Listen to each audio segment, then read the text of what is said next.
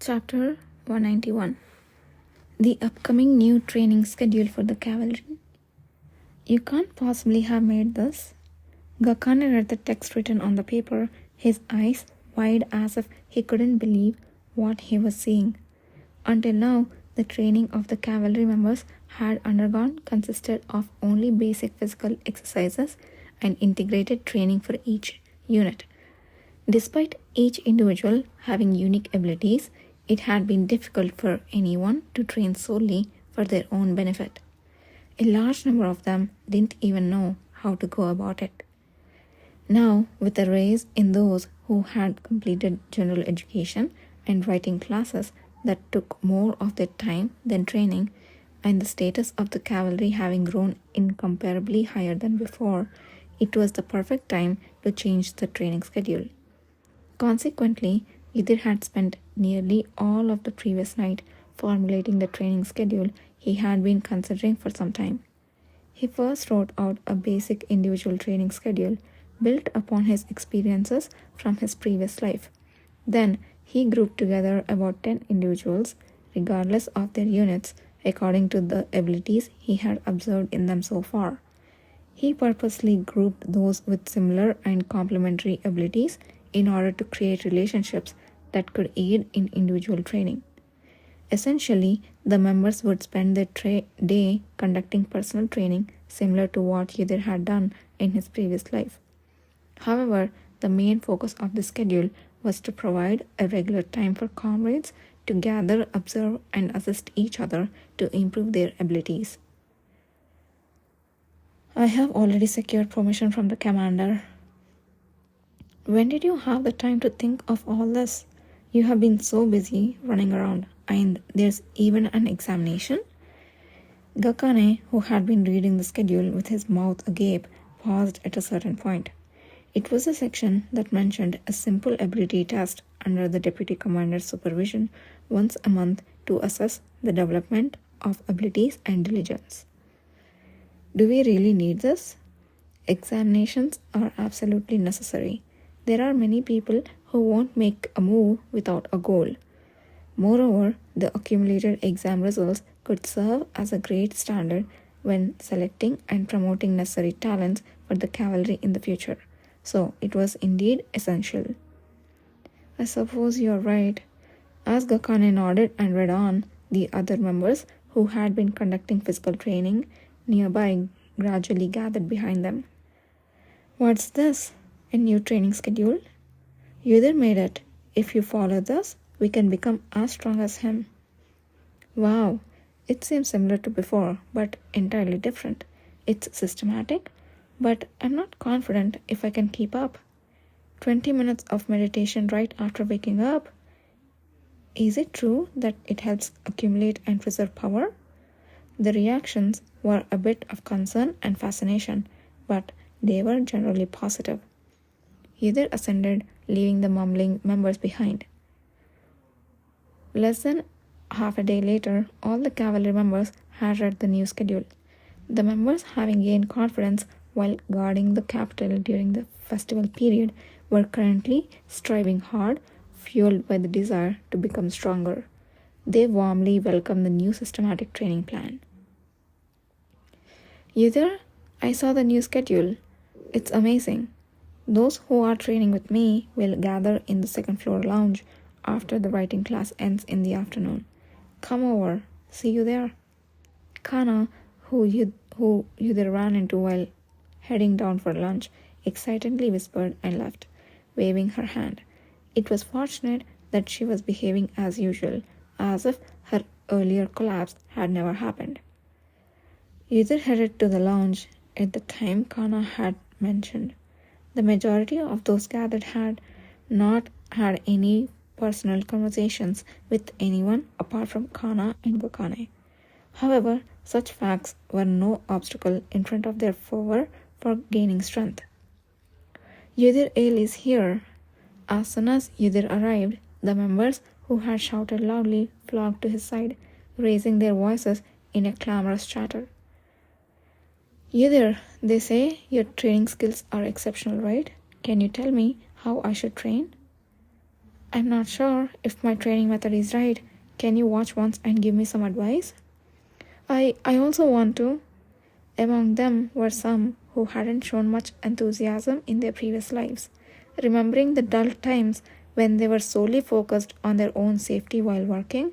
The sight of their younger colleagues brimming with passion felt both regrettable and heartwarming. Uday took his time to slowly recommend a training method suitable for each person's skill. He had thought that at least one person might feel offended receiving advice from either a fellow member, but that was a misconception. What had initially been a gathering of fewer than 20 people exploded uncontrollably after the rumor spread that Udir Ale was giving training advice. Eventually, he had to attend to those who came asking, even skipping dinner. The last day of the non-holiday holiday disappeared in a blink of an eye. Either it seems like no more people will come. Let's go up. Gakane, who had been by Yudir's side all day helping organize the members with his shadow clone, approached him with a tired face, looking out of the window at the setting sun. Sorry, it seems I asked for your help today for nothing. I didn't expect this crowd. Kana, who had been equally worn out by his side, apologized. I'm fine. However, just as they were about to get up, the door opened and someone poked his head in, making the prospect of returning to their lodging seem dubious again. Would it be possible to receive some advice? Ever, Kana's eyes widened at the appearance of an unexpected person. The latecomer was Ever, Deputy Commander of Shin Division. I didn't expect you to come, Ever. I have been so busy all day that I just heard about it. If it's over, I'll just go. Please, have a seat. Yede responded coolly and sat down. Here was Everbeck, an excellent member who had developed her abilities well in her previous life, seeking advice. It struck him vividly that it was indeed 11 years prior. I'm glad. I won't take up much of your time. Ever sat down in front of Yether, taking slow breaths. Her cheeks were still red, as if she had run hastily. Like everyone else, I have been worrying about how to set my personal training direction. So far, I have been focusing on enhancing the abilities I already have, but I'm worried if that alone will be sufficient. You're already doing well enough, but if you think that's not sufficient, what do you think is missing? Well, I feel like I'm using my power in a way that distributes it too lightly. That's the tendency. You all know my abilities, right? Ever lightly shook her gloved hand, revealing her exposed fingers. Her strength lay in physical power and skin strength, which might make it odd to suggest she could divide her power. However, for Yether, who could perceive the flow of energy, it was different. The faint energy gathering at the tips of Ever's fingers in an instant were the core of the strength she could exert. So small it would be unnoticeable without intense focus, but a precisely calculated force momentarily lingered at her fingertips before dispersing again. I think this power is wonderful, of course, but lately, when I look at others, I sometimes think I might need an ability to make a big impact. So I thought it would be good if I could improve that through training. My explanation is a bit strange, isn't it? I'm sorry, I'm not used to explaining things like this. No, it's fine. In essence, Ever was wondering if it might be better to develop a method to use power that stands out and is flashy like others. It's a common trap to fall into. The grass is always greener. Based on his past experiences, Yether understood Ever's thoughts, but understanding her did not mean he wanted to support her in this line of thinking. There's no need to censure a weakness when you have a great ability.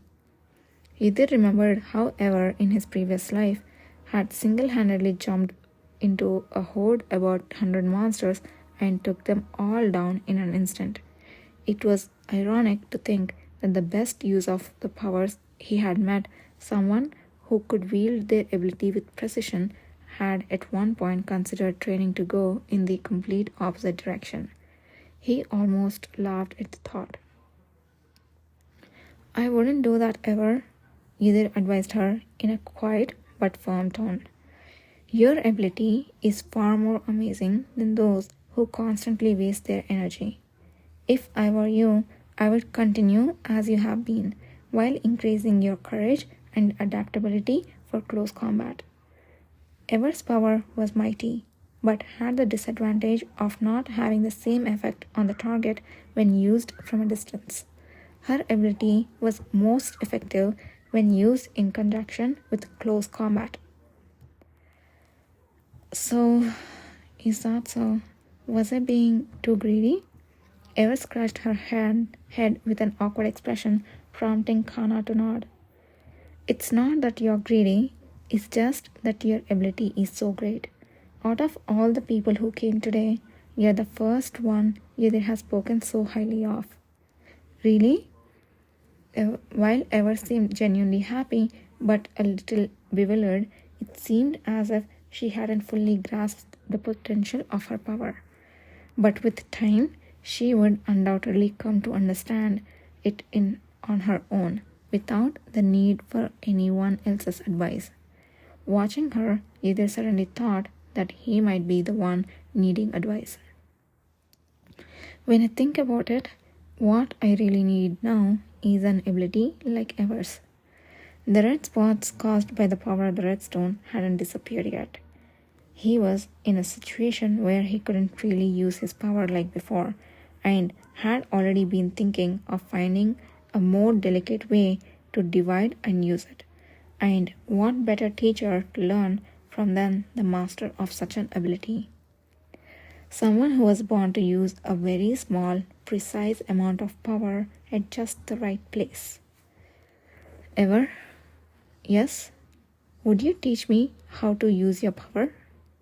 Are you joking? Ever, along with Gakane and Kana, wore a surprised expression, seemingly unable to guess Ydir's reasoning. However, Ydir was serious. I'm not sure if I can be of help, Ydir. You are already so powerful. What could I possibly teach you? It's alright, just showing me how you use it will be enough. Is that not possible? It's not that it's impossible. That was enough for him. Ydir had managed to secure a promise to meet her during the morning free training time. And he was as satisfied as a well-fed beast. It was without doubt the greatest harvest he gained from the holiday. Afterward, Ever left with Kana, looking somewhat flustered. Gakane offered to help Ydir finish the cleanup, but Ydir insisted he go ahead, as he seemed quite tired. The recreation room was left with only a few pieces of litter and chairs strewn about, and as if to reflect the noisy bustle of the day, Ydir picked up the trash and moved the chairs back to their original positions. As he pushed the last remaining chair toward the table and turned around, a voice echoed from the direction of the door without warning. I didn't tell you to rest just so you could be this busy, you know.